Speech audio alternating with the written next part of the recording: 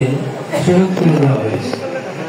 অনেক ভাইদেরকে জেল নিয়ম অত্যাচারে নিপীড়িত হয়েছে এবং কি গুম করে ফেলানো হয়েছে।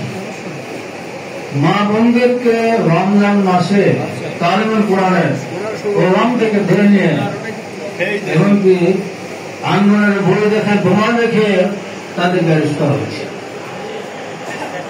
কত কত জুলুম অত্যাচার, হাজার হাজার মানুষকে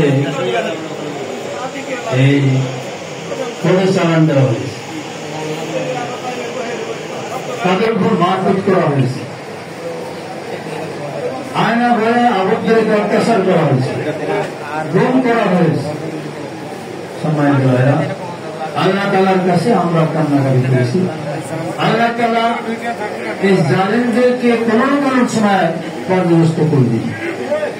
যা আমরা দেখলাম যে আল্লাহ তাআলা জালিমদেরকে পর্যবস্ত করেছে, মাজলুমদেরকে আল্লাহ তাআলা সাহায্য করেছে।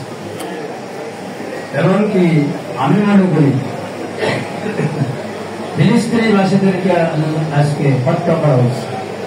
আল্লাহ এমন একটি সময় আসবে এই জালেম ইসরায়েলদেরকে আল্লাহ তাআলা পর্যবস্ত করবে